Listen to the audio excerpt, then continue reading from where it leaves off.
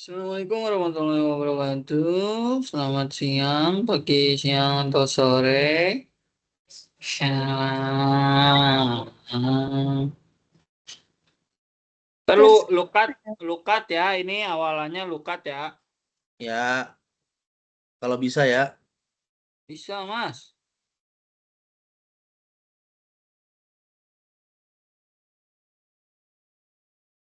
Gue sampai mana tadi?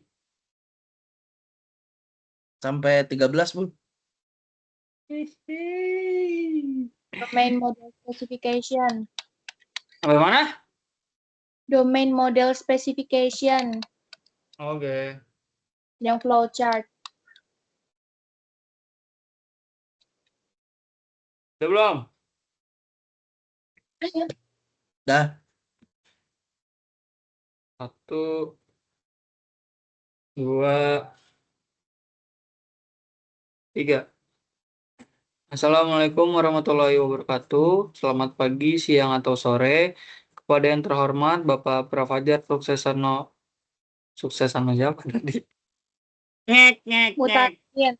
Mutakin. Suksesano Mutakin STMT. Sutasoma. Ish. 1, 2, 3.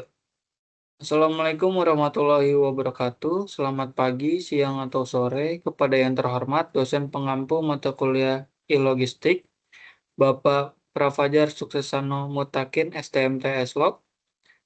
Pada kesempatan kali ini kami dari FRI 021 ingin menyampaikan atau memaparkan hasil diskusi kami mengenai tugas besar mengenai pemantauan suhu, kelembapan, dan posisi dari sebuah cold storage dan cold chain untuk distribusi vaksin berbasis IoT atau Internet of Things. Berikut merupakan anggota dari FRI kami dengan saya sendiri, Abiyu Hilmi Aji, dengan NIM 12032220078. Lalu saya Artisya Putri Arifa dengan NIM 120322324. Dan saya Tartara Bimanyu dengan NIM 1203220012. Baik, pada pengerjaan kami sendiri terdapat 10 tahap dari IoT Design metodologi dengan diambil dari metode Bahga dan Madiseti pada tahun 2015 dengan susunan metodologinya sebagai yang pertama itu Purpose and Requirement Specification, yang kedua Process Specification, yang ketiga Domain Model Specification, yang keempat Information Model Specification, yang kelima Service Specification, yang keenam IoT Level Specification, yang ketujuh Functional View Specification, yang kedelapan Operational View Specification, yang kesembilan Device and Component Integration, dan yang kesepuluh Application Development.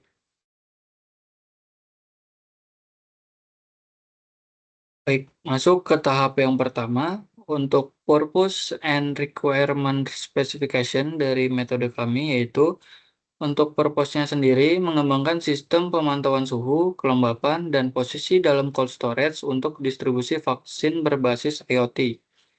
Untuk behavior-nya, melakukan pemantauan suhu dan kelembapan secara terus-menerus menggunakan sensor DHT22 dan mengirimkan peringatan melalui modul GSM jika terjadi penyimpangan dari batas yang ditentukan.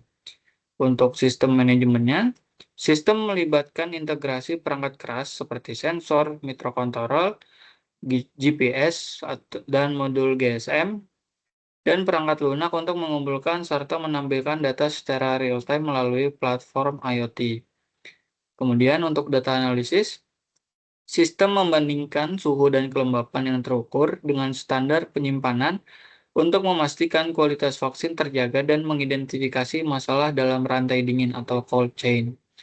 Selanjutnya, application deployment. Aplikasi harus dideploy dengan memasang perangkat keras di lokasi cold storage dan mengintegrasikannya dengan platform IoT, memungkinkan pemantauan jarak jauh oleh petugas kesehatan.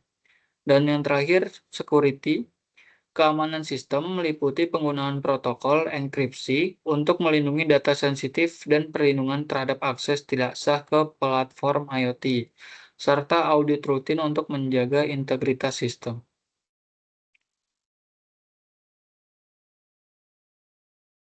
Selanjutnya, di tahap yang kedua atau proses specification, di sini terdapat gambar flowchart dari susunan proses specification kami, di mana yang pertama itu ada input data. Proses dimulai dengan pengumpulan data suhu, kelembapan, dan lokasi melalui perangkat sensor. Sensor DHT22 digunakan untuk membaca data suhu dan kelembapan, sementara GPS Neo Strip 6M mengirimkan data lokasi perangkat. Dilanjut ke pengiriman data oleh sensor. Sensor DHT22 mengukur suhu dan kelembapan di dalam cold storage atau selama proses distribusi vaksin. Data lokasi perangkat dikirimkan secara bersamaan oleh GPS Neo Strip 6M untuk melacak posisi pada saat distribusi berlangsung. Selanjutnya, pengujian set point. Data yang diterima diperiksa apakah suhu sesuai dengan set point yang telah ditentukan, seperti 2-8 derajat Celcius. Jika suhu berada di luar batas set point, sistem akan memicu alarm berupa notifikasi dan suara dari buzzer untuk memperingatkan pengguna. Kemudian, pengolahan data. Jika data suhu sesuai dengan set point, data dari sensor akan diproses oleh microcontroller Arduino Atmega 328.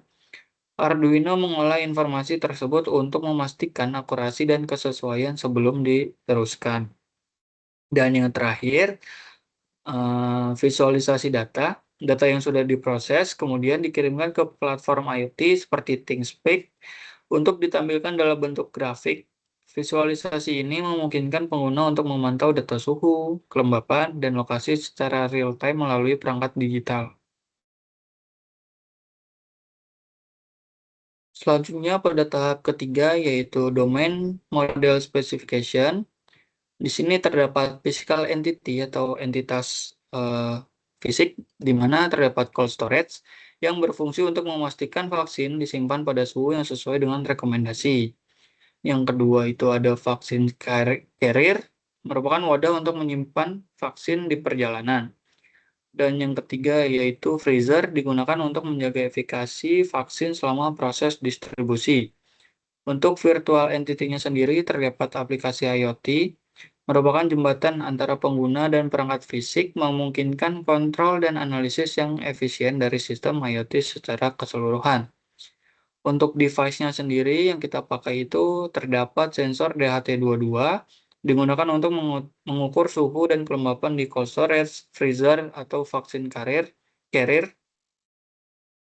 Kemudian terdapat GPS Neo Strip 6M, digunakan untuk melacak posisi vaksin selama distribusi. Yang ketiga itu microcontroller Arduino Atmega 328 untuk mengelola input dari sensor dan modul GPS serta memproses data. Dan yang terakhir modul GSM SIM800L mengirimkan data sensor dan lokasi ke platform IoT melalui jaringan GSM. Untuk resource-nya sendiri yaitu ada platform IoT, menerima data perangkat, menyimpan, menganalisis, dan menyediakan informasi untuk layanan lebih lanjut, dan jaringan internet. Untuk servisnya, kita memakai real-time monitoring berfungsi agar pengguna dapat memantau suhu, kelembapan, dan posisi vaksin secara langsung melalui platform IoT, dan alarm notification memberikan peringatan jika suhu, kelembapan, atau kondisi lain berada di luar ambang batas yang diizinkan.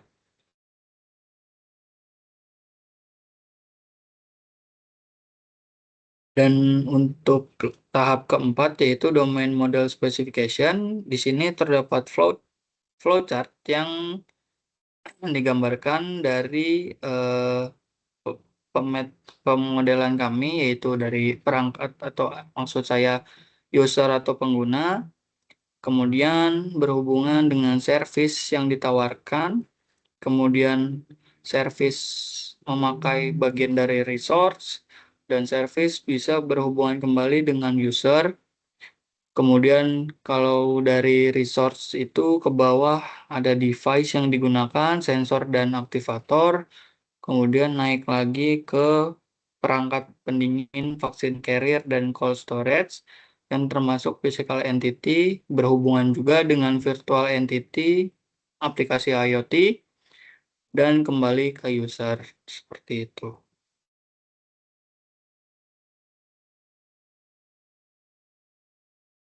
Baik, selanjutnya adalah tahap Information Model Specification, di mana berikut merupakan flowchart dari model informasinya. Yang pertama, terdapat virtual entity, yaitu platform IoT-nya sendiri. Dari virtual entity ini, berhubungan juga dengan physical entity, yaitu ada Arduino IDE, DHT22 sensor, lalu ada GSM SIM800L, lalu ada GPS Neo 6M, dan juga buzzer. Di mana untuk Arduino IDE, DHT22, dan juga modul GSM, ini mengukur dari dua atribut, yaitu temperatur dan juga kelembapan. Gimana jika di temperatur itu nanti terdapat dua level, yaitu tinggi dan juga rendah, sama seperti pada kelembapan. Lalu untuk GPS Neo 6 sendiri ini digunakan untuk akses lokasi, yaitu menghasilkan atributnya itu posisi, dan untuk buzzer sendiri atributnya adalah alarm, di mana jika mendekati melewati batas yang sudah ditentukan, akan ada dua status, di mana itu akan alarmnya akan menyala ataupun mati. Selanjutnya, di tahap yang kelima ini ada service specification, di mana yang pertama terdapat service in the system, yaitu layanan yang ada dalam sistem untuk memantau dan juga mengendalikan kondisi cold storage, termasuk dari suhu, kelembapan, dan juga posisi dari wadah vaksin. Layanan yang bisa diberikan ada pelayanan pemantauan suhu, kelembapan, lalu pengendalian sistem, dan juga notifikasi dari keamanan. Lalu yang kedua terdapat service types. Nah, di sini klasifikasi layanan berdasarkan fungsinya pada dalam sistem. Klasifikasinya sendiri ada 3, yaitu layanan pemantauan, layanan pengendalian, dan juga layanan notifikasi. Selanjutnya ada input dan juga output, di mana input data dilakukan dari sensor suhu di DHT22 dan juga sensor kelembapannya. Lalu output yang didapatkan itu data suhu dalam derajat Celcius, data kelembapan dalam persentase, dan juga notifikasi jika suhu atau kelembapan tadi melebihi dari ambang batas yang telah ditentukan. Lalu yang keempat terdapat service schedule, di mana ini merupakan waktu atau frekuensi di mana layanan akan diaktifkan. Misalnya, jika layanan pemantauan suhu dan juga kelembapan berjalan setiap 5 menit. Lalu, layanan pengendalian sistem dijalankan saat menerima perintah dari penggunanya. Lalu yang kelima, terdapat service precondition, di mana kondisi ini harus dipenuhi sebelum layanan dapat dijalankan. Terdapat 2 syarat, yaitu sensor suhu dan juga kelembapan harus dalam keadaan aktif dan juga terhubung ke sistem. Lalu, sistem harus terhubung ke jaringan internet untuk mengirim data ke cloud. Dan yang terakhir, terdapat service effect, di mana setelah layanan pemantauan suhu dijalankan, data suhu ini akan disimpan ke cloud dan juga notifikasi akan dikirim jika suhu melebihi ambang batas. Yang kedua, setelah layanan pengendalian sistem dijalankan, pengaturan suhu dan juga kelembapan dapat diubah sesuai dengan perintah penggunanya. Selanjutnya, merupakan layanan-layanan yang diberikan pada service specification, yaitu yang pertama layanan pemantauan suhu dengan jenis layanannya itu pemantauan. Deskripsinya ini merupakan layanan yang bertanggung jawab untuk mengukur dan juga memantau suhu di dalam cold storage secara real time. Input datanya didapat dari data suhu sensor. Lalu outputnya didapatkan tingkat suhu dalam derajat Celcius. Lalu ada endpoint-nya dari temperatur monitoring. Lalu jadwalnya, layanan ini akan berjalan setiap 5 menit atau sesuai dengan permintaan dari pengguna. Syaratnya suhu harus dalam keadaan aktif dan juga terhubung ke dalam sistem. Dan efeknya, yang pertama menyimpan data suhu ke basis data untuk analisis lebih lanjut, dan juga mengirimkan notifikasi kepada pengguna jika suhunya melebihi ambang batas yang telah ditentukan. Misalnya seperti di atas 8 derajat Celcius. Lalu yang kedua, terdapat humidity monitoring service atau layanan pemantauan kelembapan. Jenis layanannya sama seperti pemantauan suhu tadi, yaitu pemantauan. Lalu layanan ini itu bertugas untuk mengukur dan juga memantau kelembapan di dalam cold storage. Dengan inputnya data kelembapan dalam bentuk persen, lalu outputnya ini tadi tingkat kelembapan dalam bentuk persennya, endpoint-nya dari humidity monitoring, lalu jadwalnya akan berjalan setiap 5 menit sekali ataupun sesuai dengan perintah dari pengguna. Syaratnya sama seperti pemantauan suhu, lalu efeknya ini mirip-mirip dengan pemantauan suhu, hanya berbeda di atributnya saja. Kalau pemantauan suhu tadi lebih ke suhu, jika pemantauan kelembapan datanya lebih ke kelembapan. Lalu yang terakhir terdapat layanan notifikasi dari keamanan. Jenis layanannya adalah notifikasi. Lalu deskripsi dari layanan ini itu memberikan notifikasi kepada pengguna jika terdeteksi aktivitas yang tidak biasa dalam cold storage. Inputnya bisa diambil dari sensor gerak ataupun sensor dari pintu. Lalu outputnya sendiri notifikasi kepada pengguna melalui aplikasi ataupun dari email. Endpoint-nya dari security notification, dan jadwalnya dijalankan sesuai dengan aktivitas dari sensor. Syaratnya, sensornya harus bergerak atau sensor pintu dalam keadaan aktif. Efeknya mengirimkan pemberitahuan kepada pengguna jika ada aktivitas mencurigakan, seperti pintu terbuka tanpa izin ataupun suhu berada di ambang batas yang tidak normal.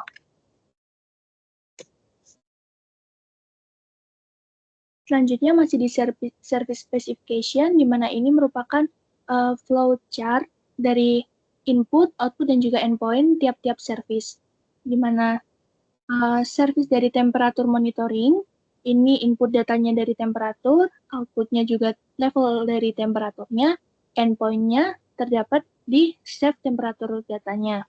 Lalu untuk yang humidity monitoring service, inputnya humidity, lalu outputnya level humidity, dan endpoint-nya pada save humidity data. Yang terakhir terdapat security notification service, di mana inputnya data dari sensornya, lalu outputnya itu notifikasi, dan schedule-nya itu sesuai dengan aktivitas yang terjadi.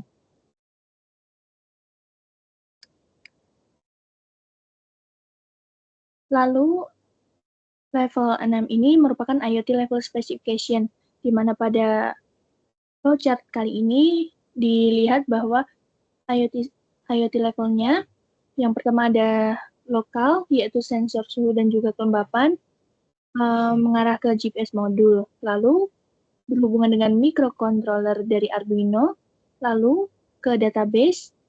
Data dari database ini akan dikirim ke GSM modul dan juga ke buzzer. Untuk sensor suhu dan kelembapan sendiri ini berfungsi untuk mendeteksi parameter lingkungan, seperti suhu dan juga kelembapan. Datanya penting dalam berbagai aplikasi, seperti monitoring lingkungan atau kondisi perangkat tertentu. Selanjutnya ada GPS modul untuk menentukan geografis perangkat secara akurat. Data lokasi ini akan dikombinasikan dengan data dari sensor untuk melacak kondisi lingkungan di lokasi tertentu. Selanjutnya ada microcontroller dari Arduino, merupakan pusat pemrosesan yang menerima data dari sensor dan juga modul GPS, yang bertanggung jawab untuk menyimpan data di dalam database lokal atau meneruskannya ke modul lain untuk tindakan selanjutnya. Selanjutnya ada database, di mana menyimpan data secara lokal untuk keperluan analisis dan pelaporan. Data ini bisa digunakan untuk mengidentifikasi pola seperti perubahan suhu, lokasi, ataupun kelembapan. Lalu ada GSM modul, di mana GSM modul ini akan mengirimkan data dari sistem lokal ke pengguna ataupun server melalui jaringan GSM. Modul ini memungkinkan komunikasi antar perangkat lokal dengan sistem yang lebih luas. Lalu yang terakhir terdapat buzzer, yang berfungsi sebagai alarm atau pemberitahuan jika terjadi kondisi tertentu. Misalnya suhunya melebihi ambang batas tertentu.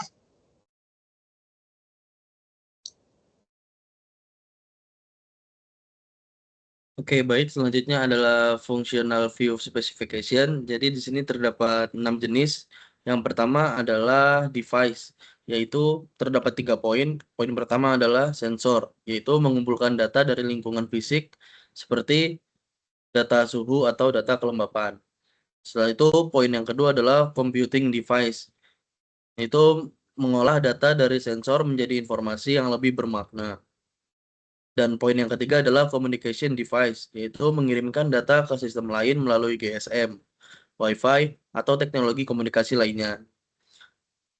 Selanjutnya adalah security. Di sini terdapat 2 poin. Yang pertama adalah authentication, yaitu yang berfungsi untuk memastikan hanya pengguna atau perangkat yang terautentikasi dapat mengakses sistem. Yang kedua adalah authorization, yaitu mengatur hak akses untuk berbagai elemen dari sistem. Setelah itu yang ketiga adalah manajemen.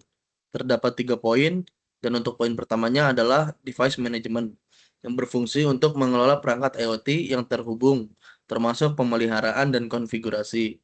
Setelah itu poin yang kedua adalah data management, yang berfungsi untuk menangani pengumpulan, penyimpanan, dan pemrosesan data. Dan poin yang ketiga adalah application management, yang berfungsi untuk mengelola aplikasi yang berinteraksi dengan sistem IoT, termasuk pembaruan dan kontrol akses. Selanjutnya ada communication. Terdapat 2 poin di sini. Yang pertama adalah communication API, yaitu API yang mendukung komunikasi antara berbagai elemen dalam sistem cloud. Yang kedua adalah communication protocol, yang dimana protokol standar yang digunakan untuk memastikan transfer data yang aman dan efisien. Selanjutnya adalah service. Untuk poin yang pertama adalah native service, yaitu layanan inti yang mendukung fungsionalitas aplikasi berbasis cloud. Yang kedua adalah web service, yaitu memberikan akses ke fungsi sistem melalui protokol web untuk aplikasi eksternal. Dan yang terakhir adalah application. Untuk poin yang pertama adalah user interface, yaitu menyediakan antarmuka bagi pengguna untuk berinteraksi dengan sistem berbasis cloud. Yang kedua adalah dashboard monitoring, yang berfungsi untuk memvisualisasikan data yang dikumpulkan dari perangkat lokal, membantu pengguna dalam memantau parameter yang diawasi. Selanjutnya di sini terdapat operational view specification. Oke, untuk berikut adalah tampilan operasional yang menunjukkan alur sistem dari berbagai komponen. Dan untuk yang pertama adalah application yang berguna untuk mengelola antarmuka pengguna atau user interface dan dashboard monitoring untuk memvisualisasikan data. Setelah itu terdapat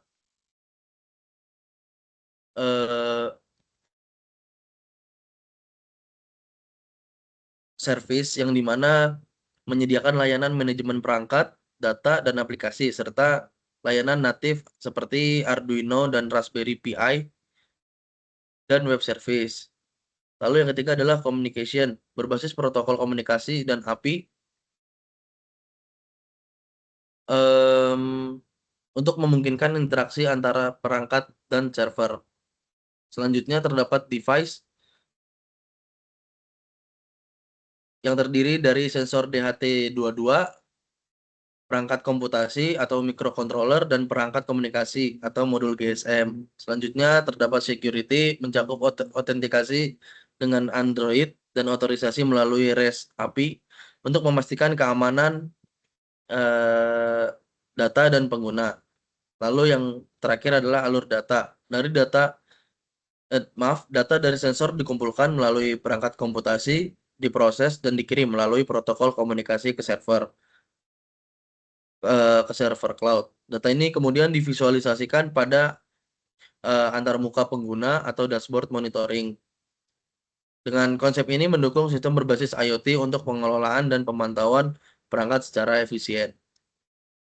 Selanjutnya terdapat device and component integration. Dapat dilihat seperti pada gambar di layar. Berikut merupakan bentuk perakitan dari komponen kebutuhan, mulai dari breadboard, jumper, DHT22, microcontroller, GPS, LCD I2C, buzzer yang akan dipasang ke storage box. Selanjutnya adalah application development. Dapat dilihat seperti yang terdapat pada gambar di layar, merupakan tampilan aplikasi ThingSpeak yang menampilkan data temperatur dan kelembapan dari sensor suhu yang sudah dirangkai, yang dimana ini akan mendeteksi cold storage yang sudah dipasang komponen seperti pada slide yang sebelumnya. Sekian presentasi dari kelompok kami dari FRI 021. Mohon maaf apabila masih ada kesalahan kata dan kekurangan. FRI 021 pamit undur diri. Wassalamualaikum warahmatullahi wabarakatuh.